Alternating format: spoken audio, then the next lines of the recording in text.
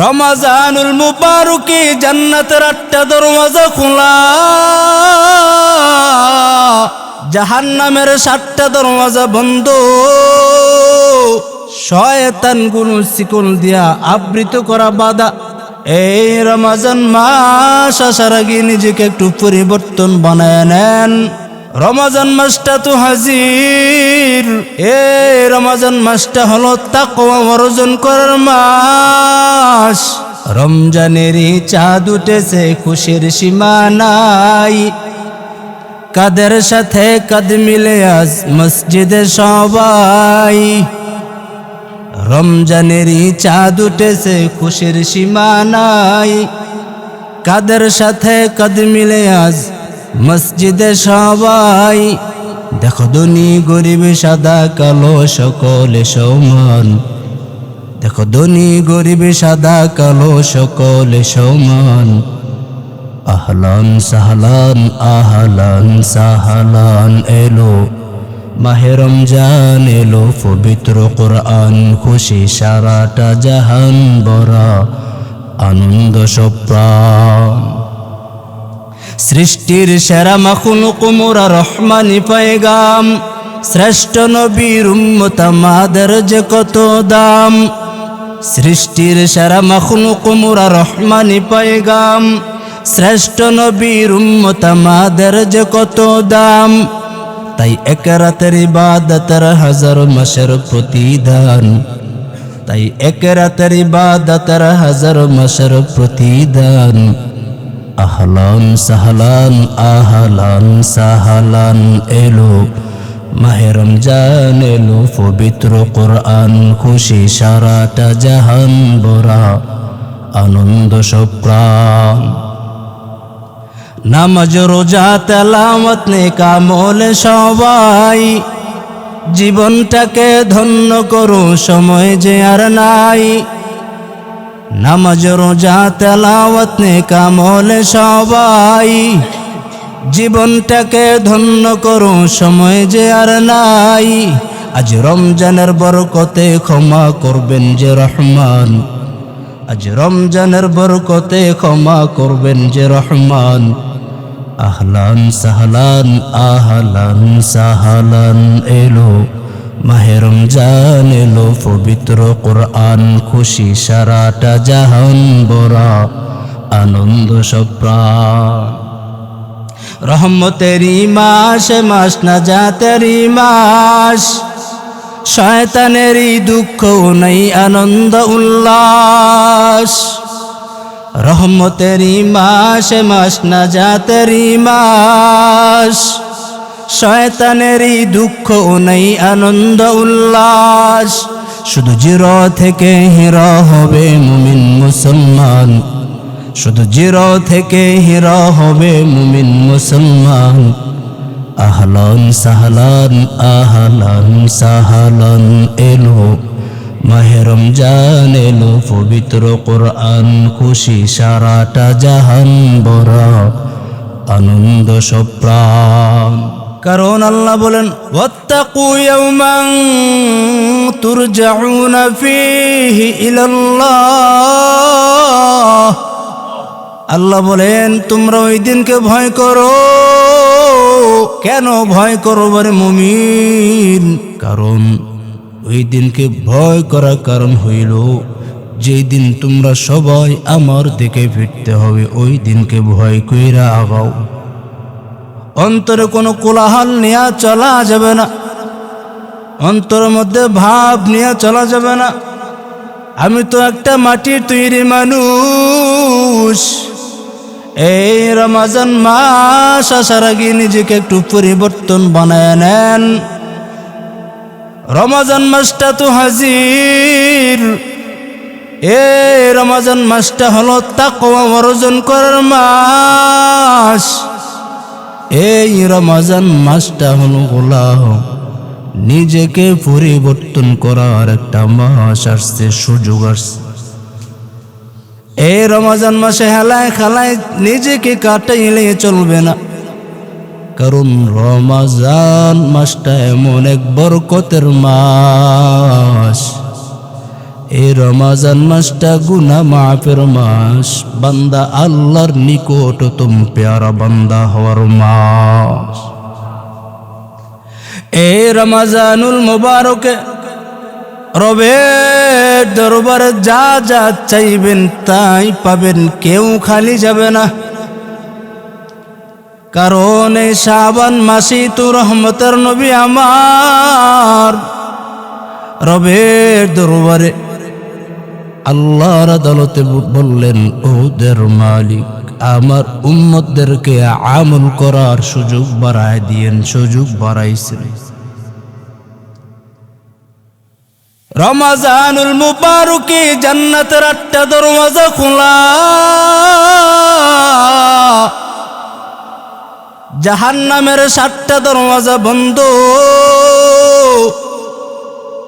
শয়তানগুলো শিকল দিয়া আবৃত করা বাধা, যেন শয়তান যেন রমজানুল মুবারকে কাউকে ধোঁকা না দেয়, শয়তানের প্রবঞ্চনা যেন কাউকে না বলায়। এমন একটা মাস রমজানুল মুবারকে আসতেছে ইবাদত করবার জন্য। আজকে ইবাদত করি না, মন মতন জিন্দেগি চালাইতেছি। মন মতন জিন্দেগি চালাইয়া কি লাভ? আল্লাহ তো আপনাকে মন চাহে জিন্দেগি চলবার জন্য দুনিয়াতে পাঠায় নাই, আপনাকে তো রব চাহি জিন্দেগি চলবার জন্য আংশিক কিছু সময় দুনিয়াতে বাড়াইছেন। সময় কম, অল্পতা সময় নিয়ে দুনিয়াতে আমার রব পাঠাইলেন।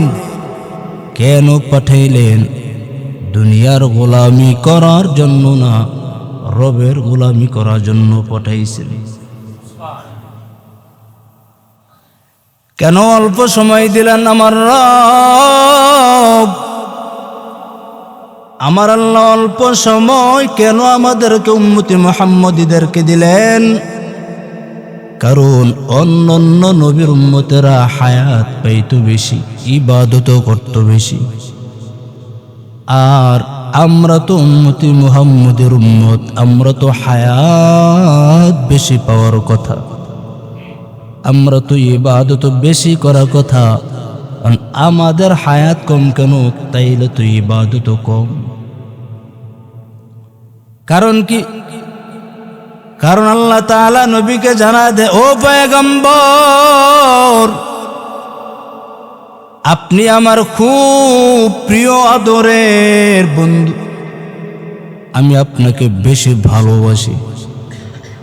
কেউ কাউকে যদি ভালোবাসে ওই জিনিসটাকে তাড়াতাড়ি পেতে চায়। একটা প্রেমিক প্রেমিকাকে যখন ভালোবাসে, ওই প্রেমিকাকে না পাওয়া পর্যন্ত যুবক খানা নাই, ঘুম নাই, ঘুম হারাম। কারণ ওই প্রেমিকাকে তাড়াতাড়ি কাছাকাছি পেতে চায়। ঠিক আল্লাহ কয়, নবী আমি আল্লাহ তাআলা আপনাকে খুব ভালোবাসি, মোহাব্বত করি, আপনি আমার খুব আদরের, আপনার উম্মতেরও আমার খুব আদরের। কারণ প্রিয় বস্তুগুলো আমি চাই না দেরিতে আমার কাছে আসুক, আমি আল্লাহ চাই আমার আদরের গোলামগুলো আমার কাছে তাড়াতাড়ি আসুক। এবার নবী ডাক দেখো, মালিক আমার উম্মতের হায়াত কম, ইবাদত কম, আয় আল্লাহ এখন কি করব, কি করা যায়? আল্লাহকে নবী টেনশন নাই। আগের নবীরা হায়াত পাইতো 1000 বছর, উম্মতরা হায়াত পাইতো লম্বা। আপনার নবীর, ও নবী আপনার উম্মতরা হায়াত কম, ইবাদত কম মনে কইরেন না। অন্যান্য নবীরা উম্মতের ইবাদত কইরা 1000 বছর ইবাদত কইরা যে সওয়াব অর্জন করত, আর আপনার উম্মত রমজানুল মুবারক এমন একটা রাত্র আছে, খায়রুম মিন আলফি শাহর। খায়র বললেন, খায়র হাজার মাসের চাইতে বেশি সওয়াব আল্লাহ আমল লিপিবদ্ধ করে দিবেন। নবী টেনশন নিয়েন না। অন্যান্য নবীরা ইবাদত কইরা যে হাজার বছর ইবাদত কইরা যে সওয়াব পাইতো, আপনার উম্মত যদি একটা রাত্র লাইলাতুল কদর রাত্র পেয়ে যায়, আমি আল্লাহ তাআলা হাজার বছর চাইতে বেশি আমল নামা আপনার উম্মতের আমল নামায় লিপিবদ্ধ করে দিব। এই জন্য রমাজানুল মুবারক তো আসতেছে, দেখবেন রমাজানুল মুবারক আসতে আসতে আবার বিদায় হয়ে যাবে। আবার রমাজানুল মুবারকের জন্য আমরা অপেক্ষামান। এই রমাজানুল মুবারক আস্তে আস্তেই দেখবেন রমাজানুল মুবারক কোন পাকে দিয়ে চলে গেছে। এই যে রমজানের যে চাঁদটা উঠবে, যে চাঁদ উঠবে রমজানের, এই রমজানের চাঁদটা মুমিনদের জন্য একটা বিশাল বড় আনন্দ জিনিস। মানুষ যে দুই ঈদের রোজা ঈদে আর কোরবানির ঈদে যে আনন্দ করে, আর যে মুমিন বান্দা আল্লাহর খাস প্যারা বান্দা, তারা সবচাইতে খুশি আনন্দদায়ক হয় রমাজানুল মুবারকের চাঁদ উদযাপিত হলে।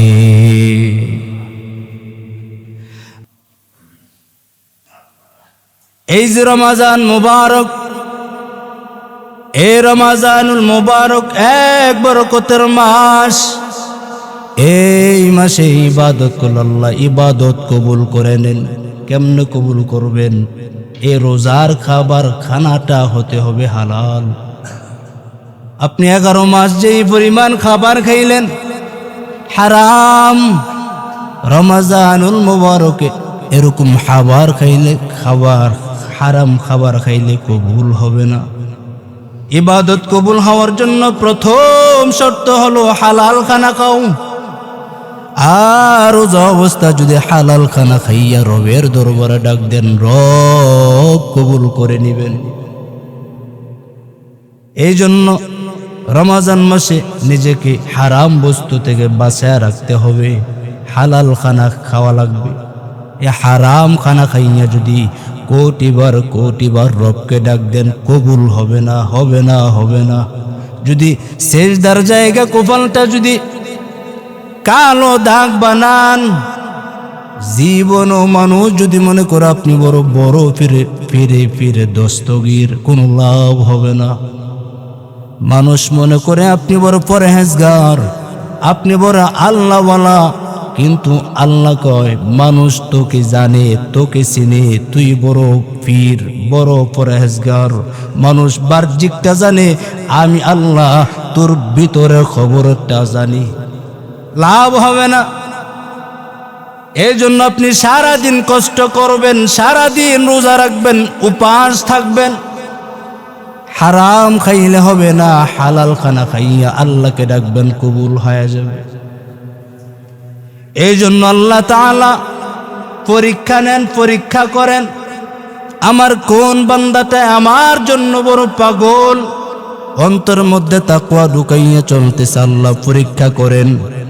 এমন একটা যুবক মক্কার জমিনে ঘুরতেছেন, কোনো খানা নাই, কিছুই নাই।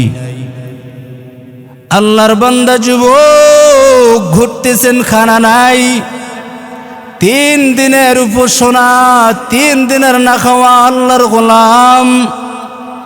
এবার এমন বাইতুল্লাহতে ঘুরতেছেন, এখন তো কত সুন্দর দেখা যায় বাইতুল্লাহ, কিন্তু ওই সময় ততটা সুন্দর ছিল না, ততটা খোলামালা ছিল না। ওই সময় বাইতুল্লাহতে আল্লাহর বান্দা যুবক ওই হল রুম থেকে বের হইয়া, হোটেল থেকে বের হইয়া কাবার চত্বরে রওয়ানা। 3 দিনের না খাওয়া, যারা না খেয়া থাকবেন, তারপর হারামের দিকে যান না যারা, রবের পক্ষ থেকে পুরস্কার। কেমন পুরস্কার? এটা বললেই বোঝা যাবে কতটা পুরস্কার আল্লাহ দান করবেন। মক্কার জমিন আল্লাহর গোলাম 3 দিনের না খাওয়া, এবার রওনা করলেন বাইতুল্লাহর দিকে। রওনা তওয়াফ করবেন। কারো কাছে সওয়ালও করে না, আমার পেটে খানা নাই, কিছুই বলে না।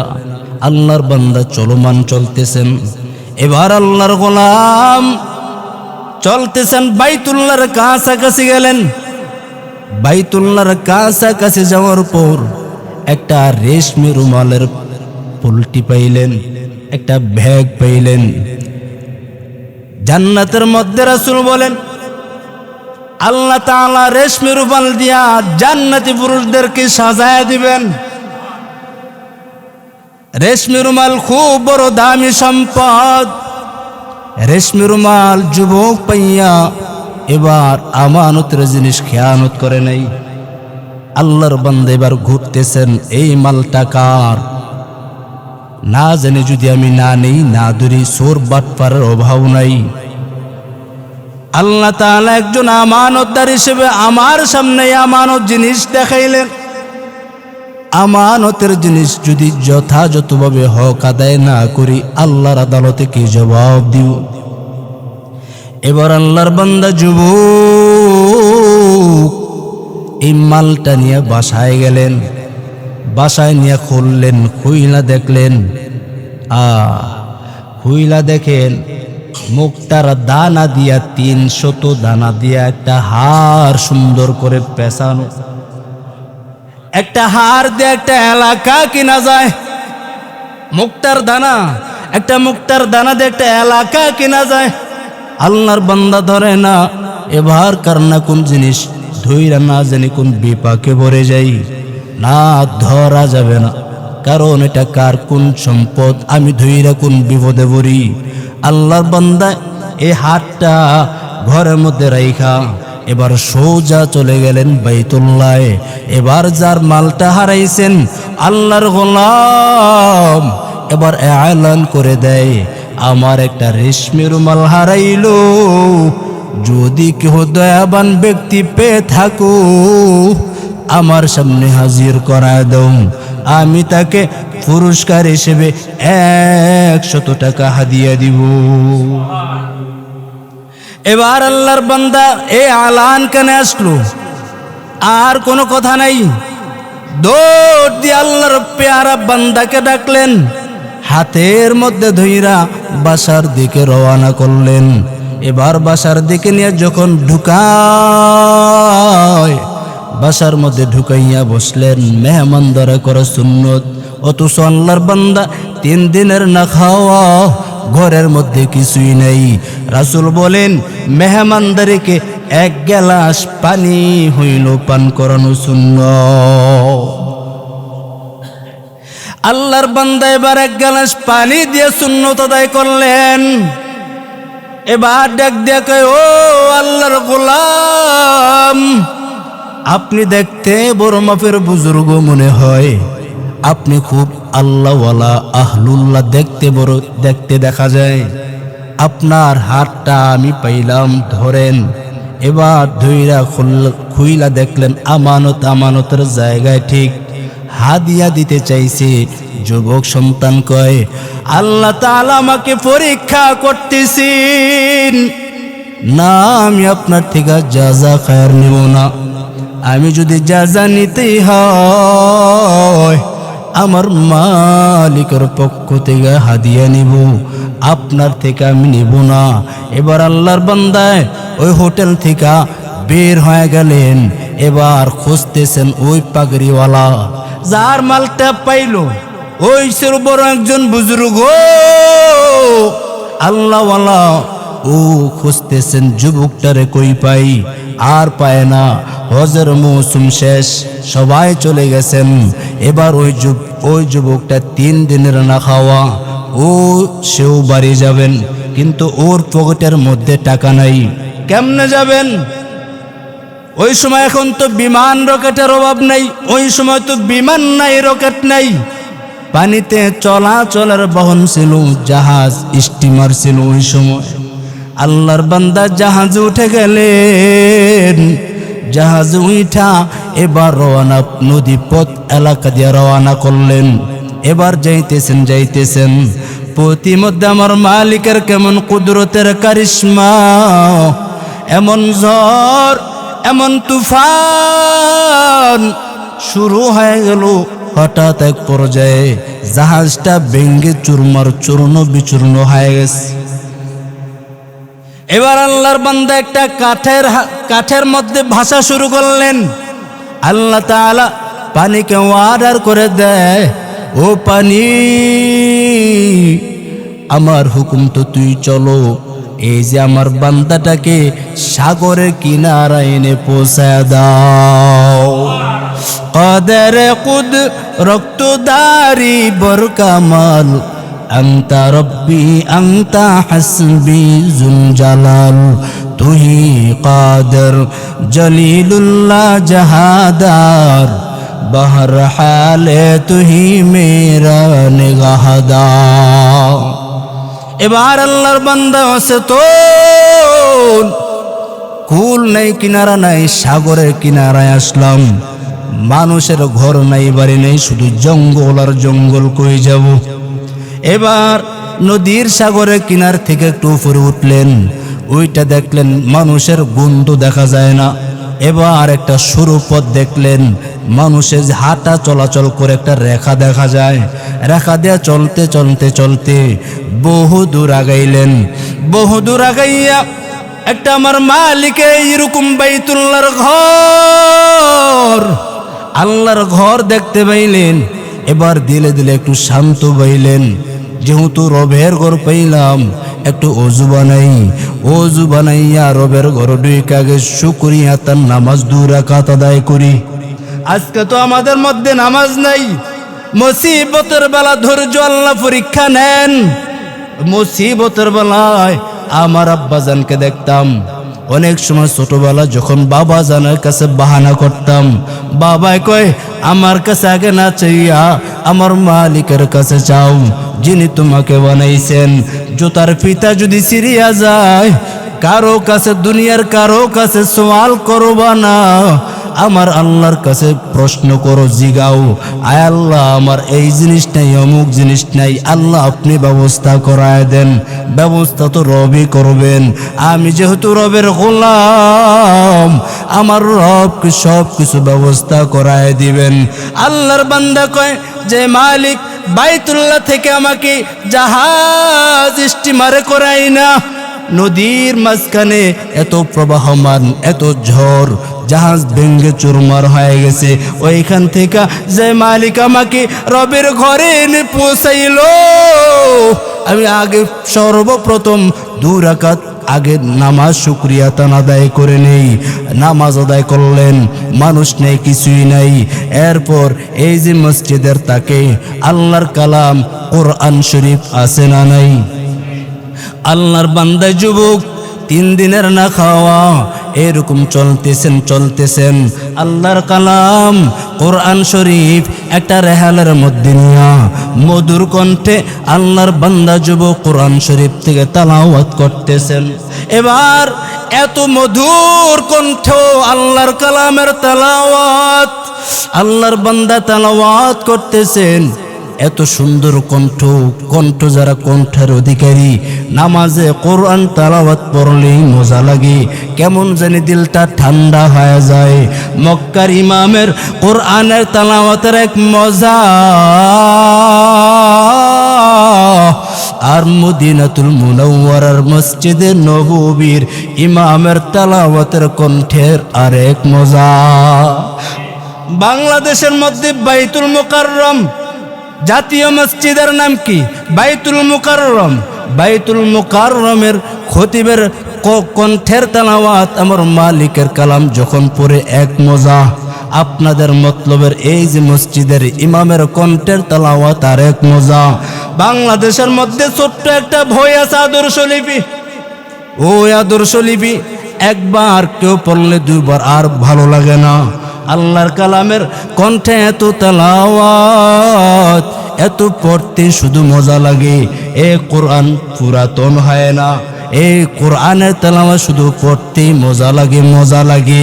আল্লাহর বান্দা যুবক এত সুন্দর লাহানে তেলাওয়াত করতেছেন, টান দিয়েছেন।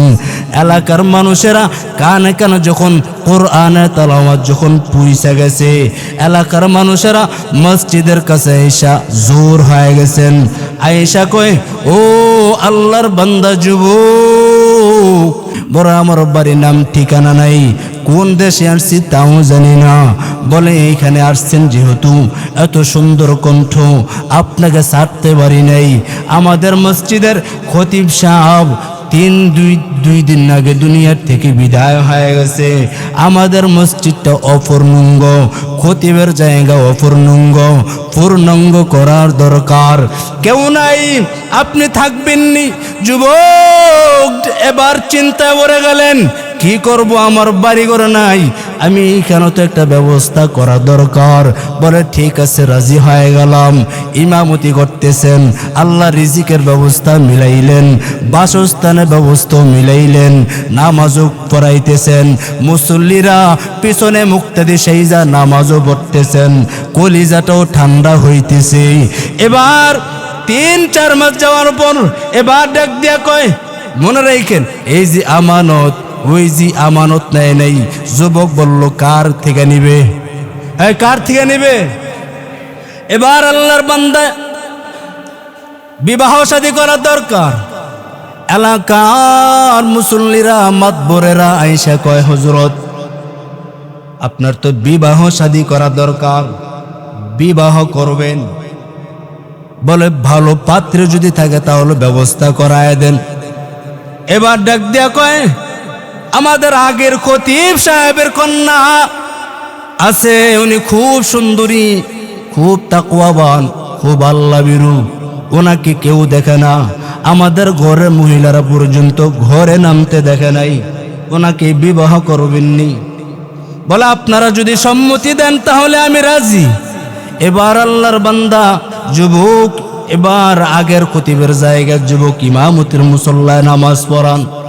সকলের অনুরোধে ওই কন্যার কাছে গিয়া কয়, তোমার বাবার জায়গায় একটা যুবক এখন খতিবের দায়িত্বে আছেন, খুব আল্লাহওয়ালা, কোনো বাঁকা নজর নাই, কুদৃষ্টি নাই, খুব ভালো মানুষ, রাজি আছুনি? বলে আপনারা যদি বলেন তাহলে রাজি। এবার বিবাহর দিন তারিখ, খতিব সাহেব এবার বাসর করে যাবেন। আগের খতিবের জায়গায় ওই যুবক এবার খতিবের দায়িত্ব পালন করেন। আজকে খতিব সাহেব বাসর ঘরে ঢুকবেন, বাসর ঘরে যাবেন। এবার সালাম দিলেন, সালাম দিয়ে যখন ঢুকবেন, আবার আল্লাহর বান্দি কয়, আমার বাবার যে স্থানে এই যুবক আসছে আমার স্বামী, উনি তো বলল সবাই আল্লাহওয়ালা, কিন্তু যুবক ঘরে ঢুকা মাত্র ও আমার চেহারার দিকে তাকায় না, ও শুধু আমার গলার হারের দিকে তাকায়। ও কেন? ও মন দুনিয়া লুবি লুবি লুবি, ওর মধ্যে আল্লাহর ভয় নাই। এবার যুবক মানুষ, আল্লাহওয়ালা যুবক, আমার আল্লাহকে বিশাল বড় ভয় করতেন। এবার যুবক কিছুটা অনুধাবন করলেন, একটু টাচ করতে বললেন, মনে হয় আমার বিবি আমার উপরে কিছু মনে হয় সন্দেহ করতেছেন। এবার আল্লাহর বান্দা যুবক ডাক দেখো, ম্যাডাম খামোশ হয়ে যান, যে এটা আপনি চিন্তা করতেছেন, সন্দেহ করতেছেন যে এরকম ভাবে, আসলে প্রকৃতপক্ষে ওই রকম লোকই কিন্তু আমি না। তাহলে আমার চেহারার দিকে না তাকাইয়া আমার গলার মধ্যে যে হার, ওই হারের দিকে কেন আপনি তাকান? এবার আল্লাহর বান্দা মনে মনে ভাবলেন, কেমনে আমার মনের কথাটা বলবো। এবার যুবক ডাক দেখো, বিবি আমার, জানুনি এই তোমার গলার হাতটা আমার কাছে কেমন জানি পরিচিত পরিচিত মনে হয়। যেমন? বলে মনে হয় এই তোমার গলার হার মনে হয় বাইতুল্লাহতে আমি কুরায়া পাইছিলাম। এবার আল্লাহর বান্দি চোখের পানি ছেড়ে দিয়া কান্না করেন, ও স্বামী আমার, আমি আমার বাবা সহ বাইতুল্লাহতে গেলাম তাওয়াফ করার জন্য। হঠাৎ আমার থেকে ব্যাগ থেকে হাতটা পড়ে গেছে। একটা যুবক সন্তান কুরাইয়া পাইয়া বাবা এলান করছিল 100 টাকা পুরস্কার দিবেন, কিন্তু এর যাজা নেয় নাই। ওই যুবক বলছিল, আল্লাহ এটা আপনার থেকে আমি যাজা নিতে চাই। ও স্বামী, আমার পুরা কাহিনী তাহলে আমার থেকে শোনো। ওই দিন বাইতুল্লাহ থেকে আসার বেলায় আমার আব্বাজান একটু দোয়া করছিলেন, ওদের মালিক জানি না জানবার পারি নাই, কোন দিন জানি মরণের ডাক চলে আসে, কোন দিন জানি আজরাইল হাজির হয়ে যায়, কিন্তু মালিক আপনার কাছে একটা দরখাস্ত, আল্লাহ বিদায় বেলায় আপনার ঘর বাইতুল্লাহ একটু শুয়ে একটু দোয়া করি, আমার এই যে কন্যাটাকে, এই যে পর্দাশীল আমার কন্যাটাকে আমি কার হাতে তুলে দিব? আপনি একটা আমানতদার একটা পুরুষ মিলায় দিয়েন। ও স্বামী, আমার বাবা দোয়া কইরা যখন বাসায় আসলেন, 2 দিন আগে যেই দিন এন্তেকাল হয়ে যাবেন, আমার আব্বাজান আমার হাতটা দইরা বলছিল, রে বেটি তোমাকে আমি কার হাতে রেখে যাইব? ওই যে মক্কার সেই যুবক যদি একটু পাইতাম তার হাতে তোমাকে তুলে দিতে পারতাম, আমার দিলটা ঠান্ডা হয়ে যাইত। ওই দিন আমার বাবা দোয়া করার ছিলেন, আমার আব্বাজান খুব ছিল বড় বুজুর্গ। এই যে আমার আব্বাজান দোয়া করা বরকতে আল্লাহ তাআলা আমাকে আপনার জন্য হাদিয়া স্বরূপ দিয়ে দিলে। ওই দিন তো শুধু হার পাইছিলেন, হার পাওয়ার পরও টাকা হাদিয়া নেন নাই, কিন্তু আল্লাহ তাআলা কেমন কুদরত, আল্লাহ তাআলার কেমন কারিশমা, আল্লাহ তাআলা শুধু স্বর্ণ হাদিয়া দেয় নাই, আমি অদম বান্দিটাকেও পর্যন্ত আপনার সাথে হাদিয়া দিয়া দিছি। যে বান্দারা ওই হারাম থেকে বাঁচবা, তাকওয়া নিয়ে চলবা, যাদের কাছে যাওয়া লাগবে না, হারামের কাছে ধার ধারবো না, আমি অমুকের কাছে যাব না, কেন যাব? ওর কাছে গেলে টাকা পাবো, কেউ টাকা ধার দিতে চায় না, ওর কাছে গেলে আপনি লেনদেনে টাকা আনেন, টাকা দিতে হয় বাড়তি কিছু টাকা। না না বাবা, না খেয়ে থাকবো, আল্লাহর কসম আপনি না খেয়ে থাকবেন, আল্লাহ তাআলা দেখবেন কুদরতিভাবে আপনার রিজিকের বরকত বাড়ায় দিবে, রিজিক ব্যবস্থা করায় দিবে। কত ঘটনা আছে, কত যুবক 7 দিন না খাওয়া, আল্লাহ কাকের দ্বারা ব্যবস্থা করায় দিচ্ছেন, রিজিকের ব্যবস্থা করছেন। এক যুবক বাইতুল্লাহ রওয়ানা হজ করবার জন্য যায়, প্রতিমধ্যে যুবক কাফেলা হারাইয়া এবার কান্না করতেছেন, আমি কই যাব, কার কাছে যাব? কোনো মানুষের আনাগোনা নাই, কার কাছে গেলে একটু খানা রিজিকের ব্যবস্থা পাবো? এবার আল্লাহর বান্দা ইমাম মালিক রহমাতুল্লাহ আলাই ওই পথ দিয়ে রওয়ানা। একটা যুবক হাউমাউ করে কান্না করেন, হে যুবক তুমি এইখানে কাঁদো কেন? বলো আমার লোক কাফেলা হারায় ফেলছি। বলো কই যাওয়া? বলো বাইতুল্লাহ যাব। তুমি 7 দিন খাও নাই? বলে না। এ কথা বলতেছেন, হঠাৎ একটা কাক উড়ন্ত আইসা কাকের ঠোঁটের মধ্যে সিপটি দা দুইরা খানা আইনা পৌঁছায় দিছে, একটু পরে পানি নিয়ে আসছে। ও বাবা, তুমি যদি আল্লাহর হয়ে যাও, গোটা দুনিয়া আপনার হয়ে যাবে। আপনি যদি মাল্লাহুল মাওলা ফালাহুল কুল, আপনি যদি রবের হয়ে যান, রব গোটা কিছু সব কিছু আপনার পায়ের তলে হাজির করায় দিবে। মূলত বাবা, আগে আমি আপনি কার হতে হবে বলেন? কার হবেন? আপনি যদি আল্লাহর হতে চান, হতে রাজি আছি তো ইনশাআল্লাহ। এই রমাজানুল মুবারক আসতেছে, হারাম থেকে বাঁচেন, হারাম থেকে বাঁচেন, সুদের গুনাহের থেকে বাঁচেন, ঘুষের গুনাহের থেকে বাঁচেন, নিজেকে পাক্কা হালালভাবে নিয়ত করেন, চলবো হালাল পথে। দেখবেন নিয়ত করবেন, আল্লাহ যে যেমন মা তুদানু তুদিনু, যেমন কর্ম তেমন ফল, যেমন নিয়ত করবে ওই রকম যা যাও সে পায়। আপনি নিয়ত করবেন আমি হারামের কাছে যাব না, আল্লাহ তাআলা হারামের কাছে আপনাকে নিবেই না। আল্লাহ আমাদের সবাইকে কবুল করুক, বলেন আমিন। আর যেরকম আমিন। আল্লাহ এ শাবান মাস শেষ লগ্নে, আল্লাহ রমজানুল মুবারক আগত সামনে আসতেছেন। আয় আল্লাহ, আপনি আমাদের সবাইকে এই যে শাবান মাস চলতেছে আল্লাহ শেষ লগ্নে, এই শাবানে আপনার শুকর গুজার বেশি করে বান্দা হওয়ার তৌফিক দেন, যেন রমাজানে ফুল পাক্কা বান্দা হওয়ার তৌফিক দেন। আর যেরকম আমিন। নিজে না খেয়া থাকলো কারো কাছে সুদের ওই কি জানি লোন আনে না, 1 লাখ টাকা দিলে কয়টা হাজারি দেয়, অগ্রিম দিতে হয়। হ্যাঁ, এই সমস্ত মরিয়া যাবেন, মরবেন, বাচ্চাদের কাপড় কেনার কোনো টাকা নাই, বাচ্চাদেরকে সান্ত্বনা দিবেন, টাকা নাই। রব যদি দেয় আলহামদুলিল্লাহ, কিন্তু কারের কাছে ধারবো না ইনশা আল্লাহ। আপনি আমাদেরকে কুদরতিভাবে রিজিকের ব্যবস্থা করায় দেন, ইমানি শক্তি অন্তরে ফয়দা করে দেন। আর যেরকম আমিন। ওয়া আখির দাওয়ানা আনিল হামদুলিল্লাহি রাব্বিল আলামিন।